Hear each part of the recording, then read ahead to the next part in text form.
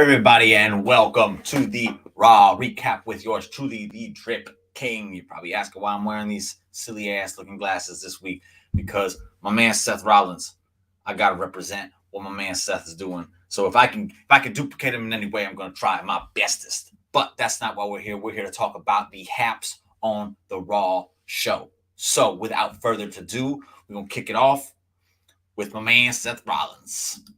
Thank you, babe. Thank you very much. As always, much appreciated. Seth Rollins coming out looking drippy as ever, just dancing to the ring. The babyface turn is in full effect. Full effect, baby. He comes out and he's talking about the U.S. title. It's now the number one title on Raw, and it's because of this guy, not me, Seth Rollins. As he's running his mouth, we go, wow, wow, wow. I'm assuming he's talking about Raw because Raw was really good tonight. We got evening, folks. Good evening, David. And then Tidy. Tidy is here for the beginning of the show. I think this is a record for the earliest he's ever joined us. So thank you for joining us, Tidy. But as Seth is running his mouth, out comes Bobby Lashley. And the Bobby Lashley love, whatever we're going to call it, for me, continues because this man came out and just continued to look like a monster of a beast. He was hitting one-liners that were just like, yo, okay, I'm not going to mess with you. I'm not going to mess with you, Bobby, because you a bad man. You a big and you a bad man. He looked intimidating. Mustafa Ali tried to get in on the party. Bobby Lashley put him in check real quick. Bobby said, I'm going to keep hurting everybody. Every single person until I get my United States title back. Seth's like, it's not your title, Bobby. And it's not a Seth. And then this ends up leading to Ali jumping in the ring. Bobby throws him out. And then he goes after Seth. Ali goes back in the ring, jumps on Bobby. Seth just escapes. This is all on y'all. And he leaves. And then it leads to a Mustafa Ali Bobby Lashley match. And that match, hold up. Sorry, I got to put my fan on. It's hot in this beast. That ended up being just Bobby Lashley destroying Mustafa Ali. Mustafa Ali just continuing the selling of like, I may not be the best. I may not be able to compete with you, but I'm not going to quit. And that Bobby Lashley just destroyed the man. That was your opening segment. And before we go any further, I forgot to drop it on y'all. I got to let y'all know to recognize me. That's right. Wrestle Buddy, Buddy Wars champion. I may not have been a part of that little charade of a quiz, whatever they want to call it, but I got my title because my man El Americano Nightmare hooked me up with it. Acknowledge the Raw recap. That's what I'm talking about right there. So from there, we go backstage and we got OC and Mia Yim. They're being interviewed. AJ's like, hey, everything's all good now. We solved the Rhea problem, baby. And then Luke Gallows is like, we should be thanking me because, I'm the one that has the way with the ladies. And then they just laugh it off. And then Mia Yim says, yo, I'm just ready for my match. So she's got a match coming up next. Transition time. And we go to the ring after commercial break. Mia Yim versus Tamina. I guess that makes sense to put Tamina in here with Mia Yim's first match back. Before we go any further, I love Mustafa, but he is never going to get over with the way he's booked with the majority. If he ever gets out, he would be a wrestling god on the indies. Maybe. I think I would like to see Mustafa Ali get to run the gimmick that they told him he can't. That's my take on Mustafa Ali. I think he's fantastic. I don't think anything he's ever done has really gotten over. But with that said, they did turn something down that I thought looked interesting when he was at the podium, and it kind of came across as presidential, and it seemed very interesting. They turned it down, though. I would like to see him do that before I just completely say, like, he just ain't going to cut it, because he is fantastic on the ring. I'm not going to lie. But he's never been interesting. So that's the problem with Mustafa Ali. But back to the thing. Mia Yim versus Tamina. Rhea Ripley comes out. She's accompanied by her little submissive Dom. He's there. Mia Yim wins this match. It was a little longer than I thought it would be. A little longer than it probably needed to be, though. Tamina. It's Tamina. Afterwards, Mia Yim's like, come on, Rhea. Rhea teases getting in the ring. Then she goes, I don't want to do this now. And then she jumps down and leaves. And that's the segment. So, got Drip King, the Triple Continental Champion. Damn straight. Mia versus Tina, and then a lot of country, but I didn't expect any, just a match. Yeah, it's just to get Mia on there and get a win that doesn't really mean a whole lot. Just like, hey, yeah, Mia Yim can beat Tamina. I don't know. They ain't anybody meaner than Tamina. That's right, but that don't mean she should be on the show. I'm sorry to say. At this point, just I don't know what to do with her. Do you have her coach? I don't know. I don't know, but I don't see a role for her moving forward. She's not that good. She's not that interesting. She's up there in age, I think. Do something else with her. No need for her. You got enough ladies on the roster now. You don't need stuff like Tamina. Anyways, next up, Riddle. He's been interviewed, doing his bongo stuff. This hurts my feelings so much. Next up, Alpha Academy. They interrupt Matt Riddle's interview. That leads to a match between Riddle and Chad Gable that's going to be coming up. Not mad at that, though, because Riddle and Chad Gable is going to be beautiful. A lot of good matches tonight. A lot of good matches. And I know it doesn't seem like that because I just said that we had Tamina versus Mia Yim. No knock on Mia Yim. But there's a lot of good matches after the fact. Damage Control. They end up confronting Mia Yim. They said, hey, we like what you do. You know, blah, blah, blah, blah. We want you to join our team. And Mia Yim says, I don't have any problem with any of those other girls. So I don't think so. Tamina's 44. Yeah, so the 24/7 was perfect for Tamina.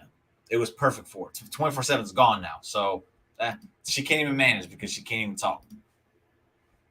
Sorry, Tamina. I have no hate towards her. It's just I don't see a role for her moving forward. I just don't see it. Anyways, so after Mia Yim tells Team Damage Control Bailey, whichever team we're going to call it, that's the end of that segment. They don't seem very thrilled about the fact that Mia Yim said no, but it is what it is. Riddle and Chad Gable is next. Watch the match. That's all I'll tell you. Just watch the match because it's Riddle, who is, and it's Chad Gable, who is. So this match was, for a TV match, was really, really good. In the end, Chad Gable got the win, and I love you, Riddle, but thank you.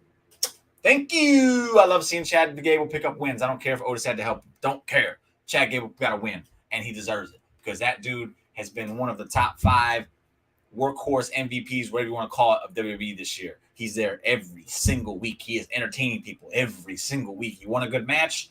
Chad Gable's there. You want an entertaining segment? Chad Gable is there. Alpha Academy, they were in the tag team turmoil stuff earlier this year. They were tag team champs at one point. Chad Gable's had a very underrated year. Everyone loves him, and I know he doesn't win a lot, but he's been on the show every single week, helping that show be entertaining. So I like seeing Chad Gable pick up wins. They have to stop presenting Gable Matt as jokes. The too talented and too the best of. I'm not mad they treat either of them like jokes. I'm not, because I like the entertaining aspect of them. I think they've gone a little too far with Riddle, though. And they need to just start planning for Riddle to do something in the event that Randy doesn't ever make it back. Because I think that's what's stunting Riddle at this point. They're waiting for Randy to come back so they can finish the program. Stop. That man had a killer match with Roman on SmackDown. It was beautiful. His stuff with Seth was awesome. And now he's beating bongos. Stop it. We really love Otis. Yes, we stand Otis in this household for sure. Tucky. I'm okay with him being funny, but he got steam with Alpha Fun. Yeah, Otis picking up singles wins. Chad Gable picking up singles wins. Hopefully this puts them back in the tag team division. And once the Usos get rid of both those titles, we can have a tag team division again. And hopefully Alpha Academy can be a big part of it. Because I love Alpha Academy. Love Chad Gable. Love Otis. Love the whole package there. Ain't nothing like a serious Chad Gable when he gets into the maximum. I like the swoosh and the thank you. I think it's funny. And he gets reactions from the crowd. They don't want to hear what this man has to say when he comes out. So I'm not changing Chad Gable anytime soon. But anyway, like I said, Chad Gable picked up an awesome victory over Matt Riddle. Thank you. Next up, Corbin and JBL. They're backstage. They're playing poker with some nobody. They're taking his money. They're having fun with him. Yada, yada, yada. They tell him, get lost. We took all your money. In comes Akira Tozawa. Tozawa comes in. He sits down, says, I want to play poker. And they said, you know how to play? He goes, no. They said, oh, okay, yeah, you can play. And then the man takes his sunglasses and says, and he's ready to play. So they're like, oh, we taking his money. So take these off. I can't wear two the whole time. So Akira Tozawa, he got some glasses on. He's ready to play poker with JBL and Baron Corbin. That's some good stuff. Nice little throwback to John Bradshaw, Layfield, back when he's APA, after that's what we want to call him, when he was playing poker all the time. Nice little throwback to that. I didn't catch on to that until a little bit later, but yeah, I think that's what it was. 4 single wins for Chad this year. That ain't it. But it ain't about wins and losses, man. I'm tired of hearing about wins and losses. It ain't about wins and losses. He's on the show every single week. That man had a match with Braun Strowman where it looked like he could have won. He looked like he could have won against Braun Strowman. So the Triple H era, Chad Gable was being booked just fine. I don't care about wins and losses. He's being booked just fine. And he won tonight. So that's what it is. JBL better be hitting because we'll get to that. And Tozawa takes that shoosh. We'll get that in a minute. Anyway, so that's poker segment. Obviously, we'll get to more of that later in the show. That's how these segments usually go. Miz TV is up next. I could do without this Miz TV. This is probably the low part of the show for me. And that's saying even over the Mia Yim versus Tamina match. Just, again, Miz, it didn't hit this week. He's out there talking about, I just wanted sympathy because I've done all this and nobody ever appreciates me or cheers me, yada, yada, yada. Johnny comes out. He's like, you're a liar. You pay Dexter what he owes, blah, blah, blah, blah, blah, blah. Then he says, in 2 weeks, you will have a match because I've talked to the WWE officials. In 2 weeks, you'll get a match against Dexter Lumis, Miz. And if you win, if Dexter Lumis wins, you have to give him all the money that you owe him, and he gets a contract. That's cool. What does Miz get if he wins, though? That kind of seems one-sided and unfair. I see why Miz is upset now. But so that's that segment. And then Miz started just running his mouth again. He looking like Mr. Rogers in a cardigan. Gargano mentioned that. And then he says, if you want to say all this stuff to Dexter, why don't you tell him? And then Dexter was in the cameraman outfit, and he took it all off, and Miz ran away, and that was the segment. You don't have to watch it. You don't have to watch it. Although Miz in a cardigan did look kind of funny. He's usually in them nice ass suits. Not tonight.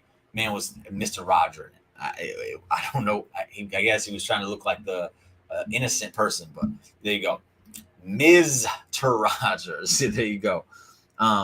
Next up, they show Shelton being interviewed earlier in the day, and he gets interrupted by Dom. And I'm going to say right now, Dom was awesome in this segment. He come across as just that, just little asshole that you want to see him get punched in the face.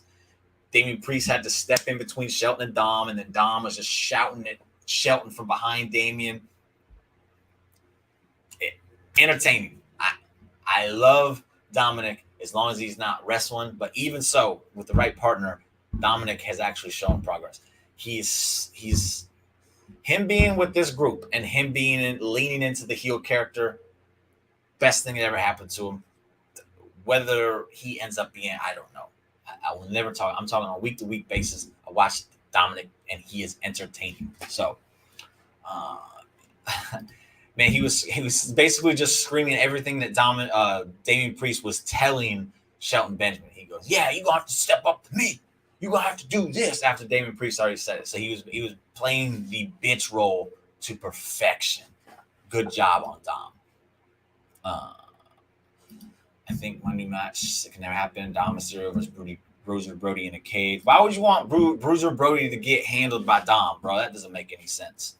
But the match, then Shelton challenges to a match. Priest says yes, but it's Dom that has to take it. He goes, "Hey, wait, I thought he challenged you." So he, again, just that little, he a coward heel, and he's doing it so good. He goes, "I thought he was facing you. Why do I got to face him?"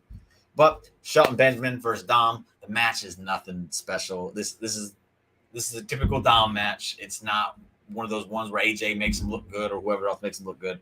It's just a typical match. Shelton was looking like he's about to win, and then Damian Priest and Rhea Ripley get involved, and Dominic Mysterio ends up picking up the win, obviously. And yeah, so that was that segment. Dom's gonna keep picking up wins over people like this until they do something else with them. They're just buying time until Mania so we can get Dom versus Ray. That's all that is. Next up, Theory. interview backstage, and he lets it be known why he cashed in his Money in the Bank briefcase last week on the United States title. I'm not going to go over the whole interview segment, whatever you want to call it. I'm going to tell you, go watch it, because every single person, and there was so many of y'all last week that was just talking theories, Barry theories, and idiot theories, this, theories, that. He literally broke it down, and it made perfect sense. He's been screwed literally every single time he's tried to cash in. He doesn't look like a dummy. He looks like a person who's had bad luck, and he's tired of it. He's not, and we'll get to the other part in this in a second. The promo was great because, again, you saw something snap in this kid. He basically said, I don't need that brief. He's not going to let the fact that he failed to cash in weigh him down. He goes, that thing was holding me back. It was an anchor. This happened. No more excuses. I'm going to go out there and I'm going to do this. Dolph Ziggler interrupts, says, hey, I tried to warn you, kid. And then Theory says, oh, yeah? Why don't you meet me in the ring and I'll show you what I'm about now. Okay. Theory has an intensity to him now. I like it. He even brought up the bloodline. He goes, I could have, even if Tyson Fury wasn't there, the bloodline would have showed up. If Brock Lesnar wasn't there at SummerSlam, the bloodline would have showed up. I thought that was interesting that he brought up the bloodline. But with that said, I had the theory that Theory might end up helping at turning babyface and going against Judgment Day, or going against the bloodline by helping Brutes and Drew. Kevin Owens tried to talk some sense into him. It didn't work. Ziggler tried to talk some sense into him. It didn't work. Johnny Gargano tried to talk sense into him. It worked. He finally failed. He realized his mistakes. He realized he needed to go make his moments. He does that. There it was. It's not happening now. And I'm okay with it. I'm completely okay with it, because what we get in a minute is going to be awesome. Oh, Tidy. Wait till you see. Wait till we get that part, and wait till you watch it. Yeah, Theory is significantly better this way. Significantly. Dom, so two things: how good Shelton still is and how far Dom still has to go. And that's fine. A lot of young kids have a lot of ways to go. I don't think Shelton looked that good in this match, though. I've seen Dom have matches with other people, and those people were able to make Dom look good. It's not a knock on Shelton. He's just kind of old, and he doesn't have that same step he used to. He's still good. I don't think he's as great as everyone wants to think he still is, though. Theory is awesome. Yes, he is. After that, Io Sky versus Dana Brooke in a match. The Damage Control, she was out there. Just a match. Io Sky. I think Io Sky needs to start getting more praise and love, because that girl is so smooth with her offense. It looks like it hurts. Like, I would not want to wrestle Io, because I feel she would hurt me. Like, I fear that woman. I feel bad for Dana. Because Io whooped her booty. Io obviously wins here. After the match, Damage Control, they're celebrating. Out comes Mia Yim, and she goes, you know what? I thought about y'all's offer, and I let it be known, maybe I will take sides, but I'm not taking your side. Then out comes Team Bianca. So Mia Yim is now joining Team Bianca in this thing. We have 4 versus 4 now. So we have 3 empty things. Last week on Raw Recap, I gave you some names. I changed it up later in the week, though. On the pod, I said, I believe Mia Yim will be joining Team Bianca, which it happened, and then we'll get to the other ones. So 1 for 3 as of right now on my predictions on who joins the War Games for the females. Next up, Akira Tozawa. They go back to back to the poker game. Akira Tozawa has literally taken all of their money. John Bradfield, JBL. I tongue tied over his name. He's upset. Baron Corbin is kind of showing reminiscence of that bum-ass Corbin where his shirt's unbuttoned and he just looks so sad. And he tries to cheat because he was losing again. And then Tozawa says, cheer! JBL says, those are fighting words. Then Tozawa says, let's go. So match is coming up between JBL and Tozawa. I'll never be mad about seeing Tozawa. I think Tozawa is entertaining AF. And if they ever let him go in the ring, he is entertaining in the ring AF. Super, super good. Give Candace history in NXT and outside the Fed. She has to be the last member. I don't think she is. It would because my third choice is an outside chance, but Candace does make sense. I'm not saying it doesn't make sense. I just don't think that's who it's going to be. Mia Yim, I'm okay. 4v4. I want the fifth. And we get a fifth on Team Bailey. I'll get to that in a second. Candace, again, I wouldn't be mad at Candace at all. I wouldn't. We haven't seen her in a minute. She might not want to do that kind of wrestling anymore now that she's a mama, though, because she used to get down. I don't think she'd want to do that anymore. But we'll see. So after that, we go to Austin Theory versus Dolph Ziggler. Match of the night. It was fantastic. They had a match like a month and a half ago on Raw, the main event. It was really good. This one surpassed it. Really, really, really loved this match. Towards the end, you start seeing the match as it goes on. Theory, the just killer in this kid, just starts coming out. The tenacity, whatever we want to call it, the viciousness, the ruthless aggression of this kid just starts building and coming out more and more as the match goes, to the point where it almost costs him towards the end. But his talent, his rage, and his usefulness ends up getting the best of Dolph Ziggler. He hits the 8-count down. He is not done, though. He is pissed. So he picks him up and does it again. He's not done, though, because he is pissed. So he just starts beating the holy hell out of Ziggler. Throws him the outside. Starts beating the holy hell out of him some more. They call the match. So Ziggler won.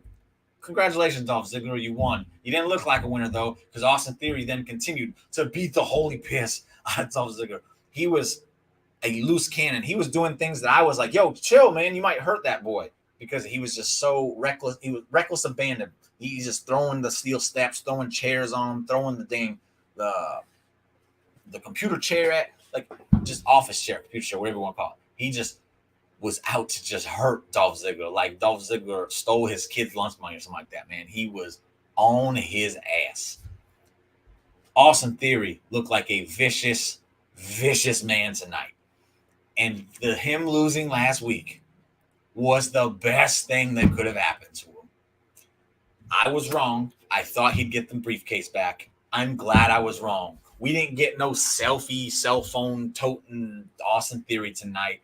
We didn't get no, I'm the chosen one, Austin. He said, I'm not the future. I'm not this. I'm the now. And he's out to prove it. Whooped his butts. As he damn near killed Dolph Ziggler tonight. It was brutal. It was absolutely brutal. That's how you book Austin Theory. It was freaking awesome. I liked him before. I'm never mad about upgrading, though. And they completely upgraded this man. It's like night and day difference with the Austin Theory. I loved it. What else we got here? Dolph is Mr. Consistent. Yeah, Mr. Consistent getting his butt whooped by Austin Theory. That's 2 in a row now, baby. There's literally not enough positive words to describe how great Dolph Ziggler really is. Man, I think I've come to the conclusion that the reason Dolph Ziggler never really took off, his finishers are poop.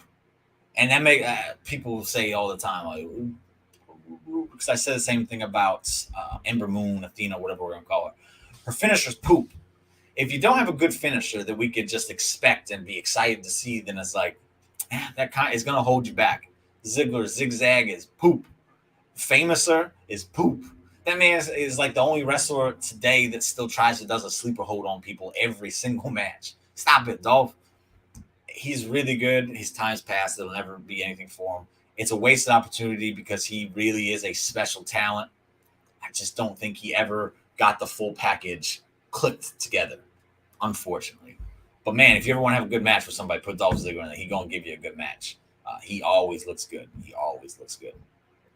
Oh, shit, Ziggler. Yeah, he did not look like the winner, though. He was bad. We talking about Austin Theory was buried last week. Ziggler was literally buried under chairs after this match. He got his butt whooped. I hope he's okay. He probably isn't. He got hurt. It's poop. I'd kick out of that finisher 100%. My son would kick out of that finisher. It's terrible. I like the zigzag. It's not a finisher, though. That's my thing. It's not a finisher. It's a cool move. It's not a finisher.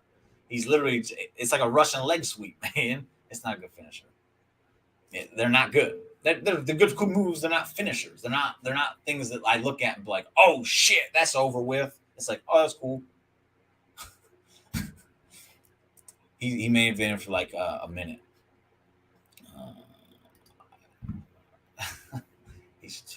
And he got injured. I think that's what derailed that one. But again, I'm sorry. I think that's a big factor. If you don't have a finisher that one can just come out of nowhere, it's gonna hurt you. Two, if it doesn't look impactful, then I'm not gonna buy it. Especially now where finishers, people be kicking out of finishers all the time. You gotta have a good finisher. What's his finisher now? Was he doing super kick? The move that like everyone does halfway. Hey, it doesn't work for him. It doesn't work for him. Again, fantastic talent. Fantastic talent. Severely underrated. Wish he would have got more opportunities. But that zigzag was poop. Anyways, match of the night, Theory Ziggler. It was really, really good. I don't even care that it DQ'd. It was really, really good. Next up, Damage Control's in the back, and Rhea Ripley shows up, and she goes, Mia Yim's on their team? All right, I'm on your team. Let's go to war. Walks off. Very simple, very effective. Rhea comes across as a complete badass. Bayley's all like, yes. I'm very excited to get the biggest badass in the women's division on our team now. So there you go. You got Bayley, Rhea Ripley, Nikki Cross, Dakota Kai, and Io Sky for Team Bayley. That's a great team on the heel side to take on Bianca, Asuka, Alexa, and now Mia Yim. Who's the fifth member? So I'm 2 for 3 because I did say Rhea. I think Rhea joins Bayley. 2, 4, 3. My third option, again, I think it is Sasha Banks. It's in Boston. The show's in Boston. And I'll get to a little bit more in a minute. I'll save it for when I get to it in a minute. Anyways, so after that, Akira Tozawa versus Baron Corbin. This match went just like you'd expect it to. Baron Corbin wins. That's fine. Baron Corbin needs to rack up wins. But we are still in this weird world where they think that stupid song is a good entrance theme for Baron Corbin. It's not. It never has been. It never will be. And if he's doing a character change, you got to change. I don't even care if it comes out to JBL's music at this point. Get rid of that damn casino nonsense bullshit music. It's horrible. It's horrible. Just like a cool, impactful finisher is important to someone's presentation, so is a theme song, and his theme song might be the absolute worst theme song in all of wrestling. It's horrible. Please change it. Yes, Rio will win the first 4 games, and now at this point, we'll see. But after that, Team Bianca, they're being interviewed about Rhea, and they're like, hey, Bianca lets it be known, like, hey, Rhea's dangerous. Rhea's real deal. We're not taking it. We're not taking it lightly. But wait till you see who my fifth is. So it's gonna be a secret. Why would they keep it a secret? I don't know. Maybe they want a really nice, cool pop in someone's hometown of Boston, and who just so happens to be from Boston, who's been showing off that she's getting back into the ring and working on her stuff and teased that something big was coming. I don't know. Sasha freaking Banks. So Sasha Banks, again, is my third option, is my option to round off Team Bianca. I think it's happening. And when that happens, Sasha Banks is clearly going to win this whole thing. That's what it's going to happen. And I'll be 3 for 3. I'll be right again. This is what I do, baby. But if I'm wrong and it's Candice LeRae, I'm not mad because Candice LeRae is awesome. But then they leave. And then as they leave, Chad Gable walks up and he goes, don't you want to interview me? That I picked up this great win all by myself. And he's gloating about himself and shoosh and thank you and all this other stuff. And then Rollins walks up and he's sitting there doing his songs. Shush. Silly. I don't get why they added that part to it, but it's Seth. I'll allow it. Then they just cut to Finn Balor, who's at the entranceway, gorilla position, whatever you want to call it. And he's being asked, hey, because AJ challenged him at Survivor Series earlier. I totally missed that. I'm fixing it now. So AJ, when he was being interviewed earlier, said he challenged Finn to a one-on-one match at Survivor Series. So now Finn is saying, of course I accept it. Does he not know who I am? He doesn't know who I am. He can ask Edge, who's now gone. He can ask Rey Mysterio Jr., who is now gone. And he says, I accept, and I'm going to hurt that man. And I'm about to go win the United States title from Seth Rollins. Seth freaking Rollins. And then he goes out the stage. Finn Balor's new presentation is phenomenal. He don't even need the mask. I save the mask for the pay-per-views, PLEs, whatever you want to call it, because it is a cool mask. But how he just stands there in the purple smoke as the purple flames are flying, and there's more purple flames on top of that Titantron that are going up, and he just stands there to that new remix of his. It's badass. Finn Balor is the damn truth these days. I love it. Before we go any further, let's see what he says. Tozawa is just fun. You damn right. Why is it? Doesn't make any sense. It really doesn't. I like Akira Tozawa. I would love to meet someone who doesn't like Akira Tozawa, so I can slap him. That's what I mean. It. I would slap him. That doesn't make sense to not like Akira Tozawa. That means they'll save it to the day. Exactly. They're gonna save it to the day of. Jimmy Wright eat it. Everyone. Continental champion retains. Damn right. Recognize me. Anyway, so I'm not right yet. I'm not right yet. It might not be Sasha. I do think it's Sasha though, but we'll see. What if it's Flair? She has our history with Rhea. If it is Flair, I'm going to turn the TV off. Flair come back and work with me. Yeah, exactly. They're going to try. Flair wants to be a good guy so bad. She wants to have that good guy run so bad. It's never going to happen, though. It would be something different for her, which her character needs. She needs character. That's what her character needs, is an actual character, not just a complete ripoff of her daddy, who's just much more athletically gifted and far superior in the ring. 100%. Charlotte is phenomenal in the ring. You right here, the word character right here. I'm highlighting it with my computer. You can't see it on yours, but character. That's what Charlotte Flair needs. So I hope she was taking acting classes during her break, vacation, whatever it was. Can't wait. Okay, that's cool. She's gonna be at Raw. That's awesome. You'll be in. I think you're gonna be in for a great go home show on Raw. Now I want Seth versus Finn versus Will for both United States Championships. Not gonna happen. Anyway, I'm still wanting Seth versus Finn versus AJ. Throw in Will there. Make it a 4-way. I'm cool with that. Will's been one of the highlights for me this year.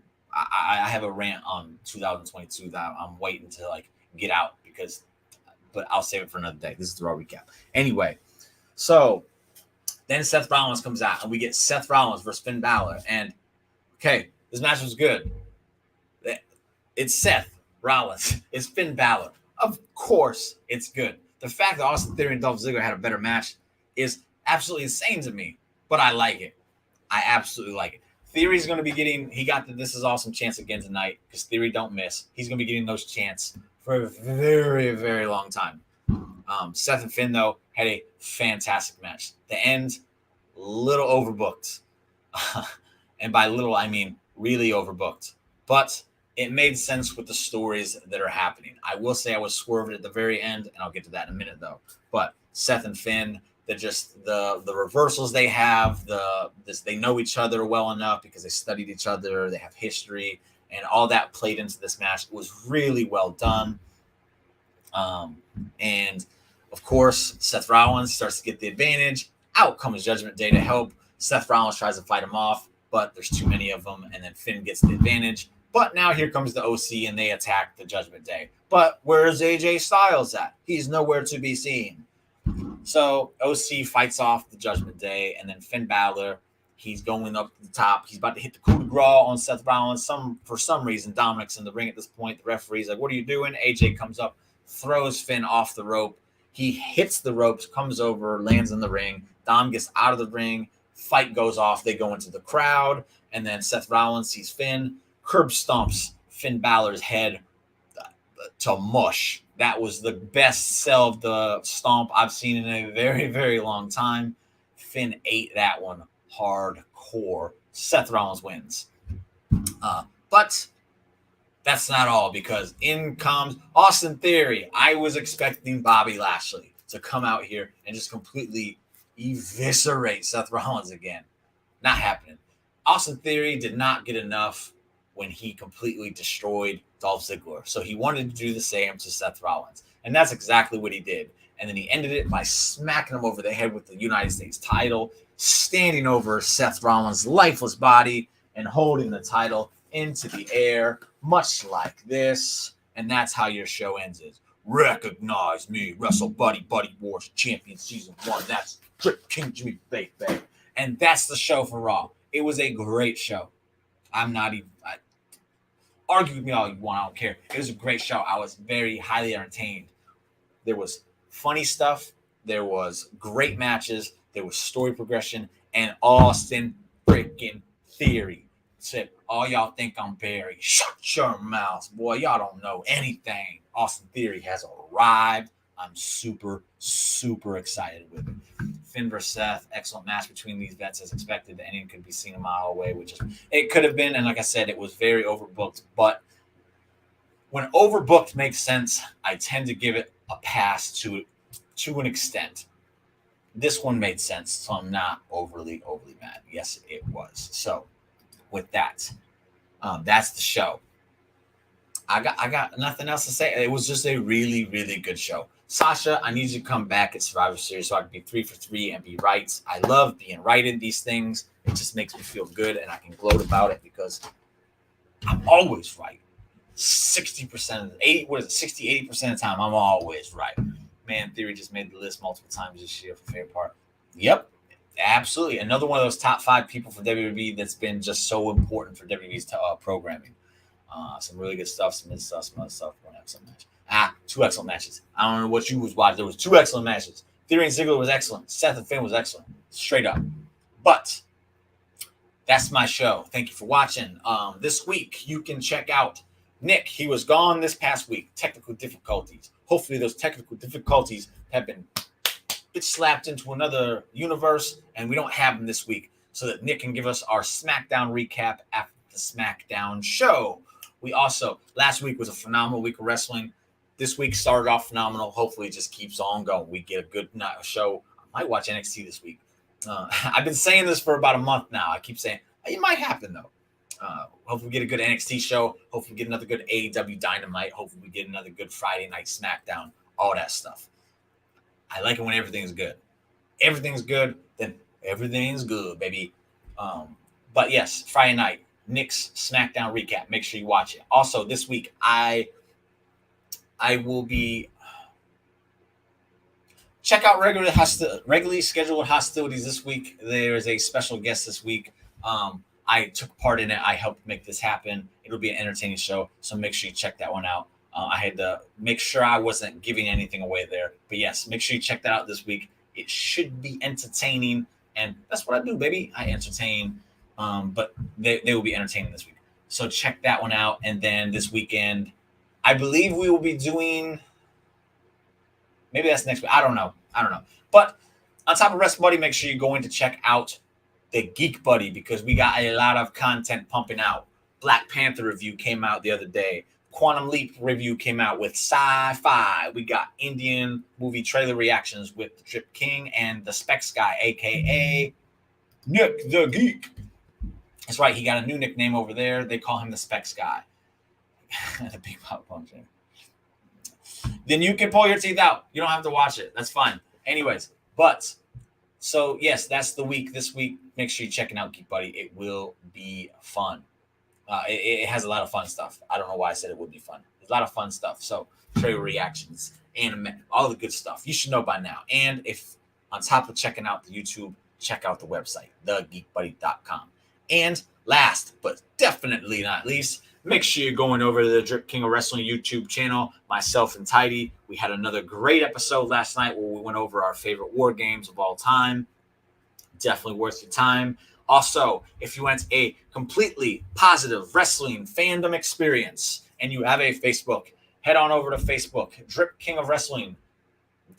whatever that thing's called. I can't remember. I'm brain farting right now. But Drip King of Wrestling for the love of wrestling, RASSLIN. Join the group. It's going to be strictly positive wrestling talk. Anybody who starts talking that, mute them and boot them. You know I love doing that if you watch the Wrestle Buddy podcast. Mute them and boot them, baby. I don't play that stuff. I'm here to have a good time. We're not going to give you, there's no spam. It's I call it a beacon of hope for wrestling fans so that they can just have fun and talk about stuff that they enjoy. So go over and check that out. I want that group to grow. I want it to be a thing. I want a positive wrestling experience all across the board. So YouTube, Drip King of Wrestling, positive experience. As David pointed out right here, the Sunday show is excellent on Sunday nights. Exactly. We keep the negative shit gone. We don't want it no more. We ain't doing it over there. They ain't allowed. Mute them and boot them, baby. Different subject every week on top of talking about our absolute favorite moments from the previous week. And Drip King of Wrestling for the love of wrestling on Facebook in the group. We speak in Beacon. That's right. We speak in Beacon. Tidy has spoken. And with that, I can't come up with anything better than that tagline, so we're going to call it a night. Thank you for joining me, and I will see you all sometime, but make sure you check out Nick the Geek on SmackDown on Friday night for the SmackDown review. Thank you all for joining me. Much love.